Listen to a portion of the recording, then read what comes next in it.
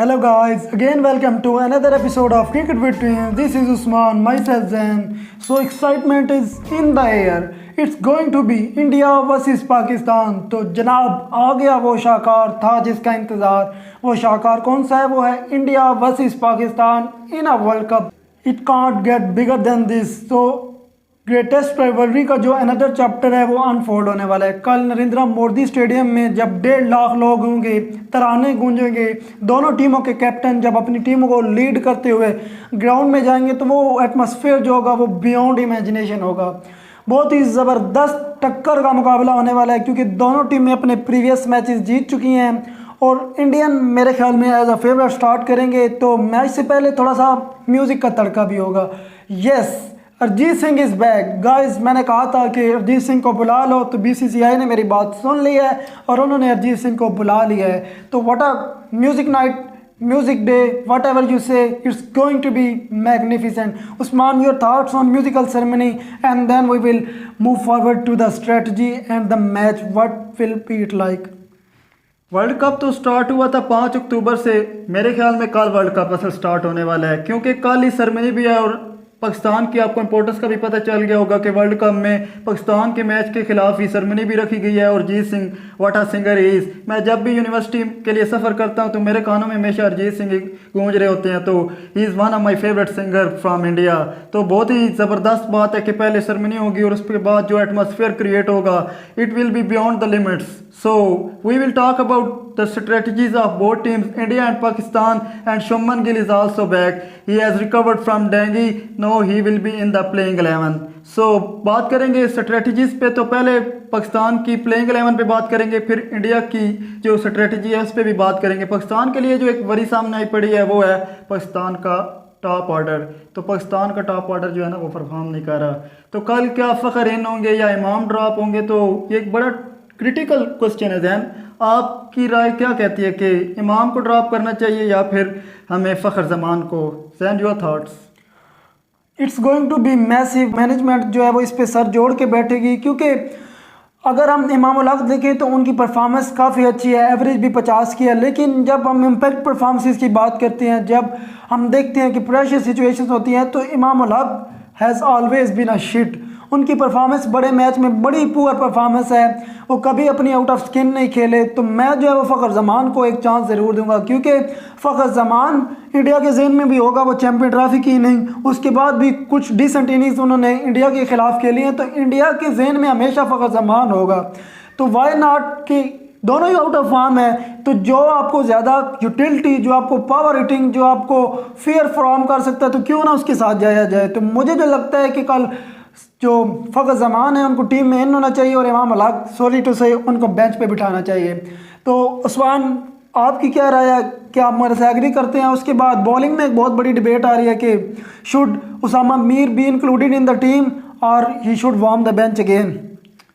Agree करूंगा फ़खर जमान के decision से. और इमाम उल हक कहते हैं कि यार मुझे पर्ची कहते हैं और मेरे वालिदैन ग्राउंड में नहीं आते, तो भाई वो ठीक करते हैं. आपकी जो बड़े मैचेस में परफॉर्मेंसेज है ना, तो उनको नहीं आना चाहिए, उनकी बजाय आपको भी बेंच पे बैठना चाहिए. So I agree with Zain on this decision.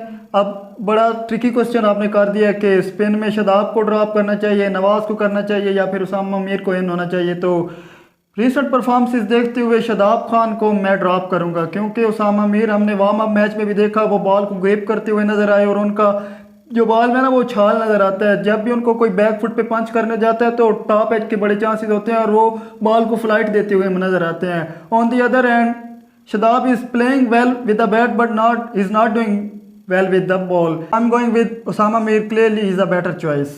Jain, उसके बाद इंडिया क्या एक एक्स्ट्रा स्पिनर के साथ जाएगा या फिर शार्दुल ठाकुर के साथ जाएगा या फिर उसके बाद उनके पास जो ऑप्शन है मोहम्मद शामी का? तो इंडिया की स्ट्रेटजी के बारे में बताएं. इंडिया की स्ट्रेटजी पे बात करते हैं तो Indian team should be much worried about Pakistan because जो परफॉर्मेंसेस वो दे रहे हैं, पिछले 2 मैचेस बड़ी टीम के खिलाफ मैच जीता है ऑस्ट्रेलिया के खिलाफ, तो उनका जो मोराल है वो आसमान को छू रहा होगा. लेकिन एट द सेम टाइम आप पाकिस्तान के खिलाफ खेल रहे हैं. You can never expect anything from Pakistan. जिस तरह नासिर हुसैन कहते हैं, they can lose from Netherland and they can go on to win against India as well. तो इंडियन इस बात से अवेयर होंगे. शुभमन गिल जो है वो ऑब्वियसली प्लेइंग 11 में होंगे. तो ईशान किशन जो है वो कल बेंच पे बैठेंगे। तो उसके बाद एक बॉलिंग में थोड़ा सा उनके लिए क्वेश्चन जो मार्क है वो है कि शार्दुल ठाकुर को खिलाया जाए पिछले मैच की तरह या फिर मोहम्मद शामी को खिलाया जाए।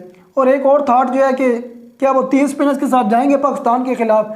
अगर मैं इंडिया की जगह होता तो मैं 3 स्पिनर के साथ जाता, क्योंकि हमने देखा है पाकिस्तानी बैटर्स जो है वो क्वालिटी स्पिन के खिलाफ स्ट्रगल करते हैं और इंडिया की स्ट्रेंथ ही जो है वो स्पिन है। फास्ट बॉलिंग भी उनकी बहुत ज़बरदस्त है, लेकिन जब उनके स्पिनर जो जाल बनाते हैं तो फिर दूसरी टीमों के लिए जो है वरना गोइंग्स मुश्किल हो जाती हैं। इंडियन की टीम बड़ी स्ट्रॉन्ग नज़र आ रही है। They will start as a favourite, क्योंकि वो होम ग्राउंड पे खेल रहे हैं। जिस तरह का उनकी फॉर्म लगी हुई है तो पाकिस्तान को ऊपर से विकेटें लेना बड़ा ज़रूरी है। शहीन शाह अफरीदी जो कि जिस तरह पहले ओवर्स में विकेट लेने के लिए मशहूर है, पहले स्पेल में विकेट लेने के लिए मशहूर है, तो शहीन शाह अफरीदी उस तरह की बॉलिंग नहीं कर रहे, उनकी पेस भी डाउन है। मुझे नहीं पता, कह रहे थे कि उनकी कोई फिंगर जो है इंजर्ड हो गया, तो लेकिन वो उससे रिकवर हो चुके हैं। तो कल शहीन शाह अफरीदी को कुछ बड़ा करना पड़ेगा।